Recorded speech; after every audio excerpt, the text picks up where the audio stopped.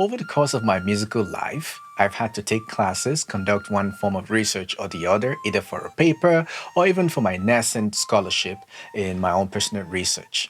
I have come to develop this thing I call my musical pet peeves, especially concerning African music.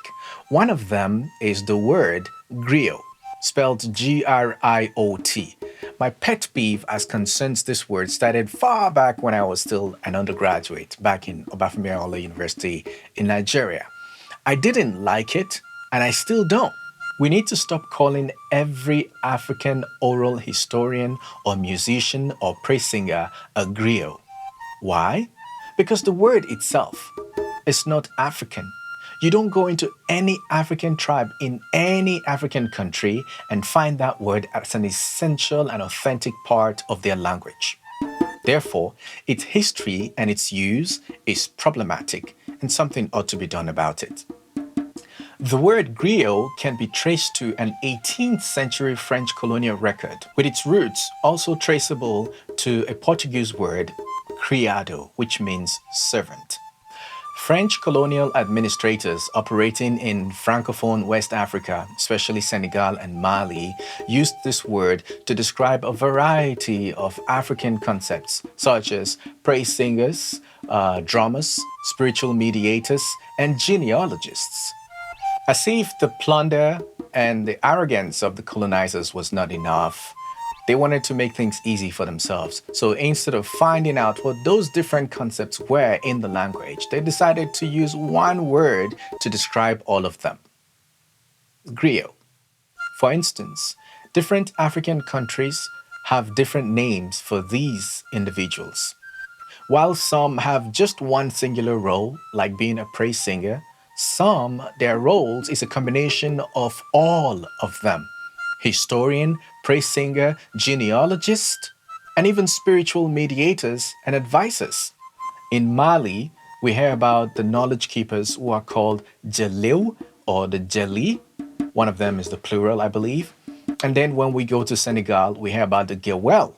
And then when you come to Igbo land in Nigeria, for instance, the leaders, the spiritual heads and mediators are called Nze Nozo. They are not just ordinary people. So, and their roles are different. They are not necessarily praise singers. There are praise singers. So for the French to band all of this and box them into one, to call them all griot, that's why it's part of my pet peeves.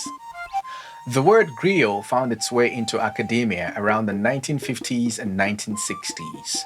It was widely adopted by ethnomusicologists who used it to classify and categorize every form of folk storytelling by African societies. Now, you see, the first people who studied African music were not Africans. So these Western scholars were coming from the background of their own music and imposing that structure or their concepts on African music. Therefore, in order to classify these things, they thought about their folk storytellers who are known as bards, minstrels, or troubadour, and they wanted a word that was similar to that in the African context. And so they adopted griot to represent that.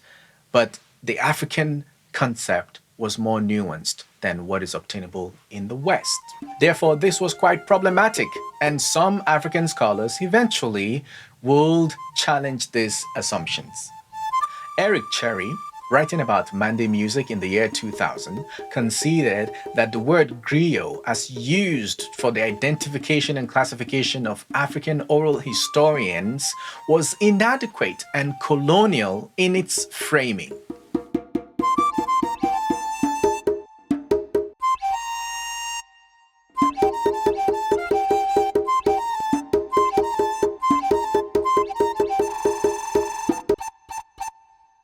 Despite any pushback to the use of the word griot in describing African historians and musicians, the damage is already done. Because this is highly entrenched in academic curricula all over the world, especially in Africa, where young students studying African music do not learn what they are called in their respective tribes and languages. Rather, they adopt what is in the textbooks, griot. And so, in the bid to decolonize African music, this is one of those words that we need to change and allow studies into the individual tribes to reveal what they are organically and naturally called. This is Dr. Anderson Isiagu. Thank you for watching.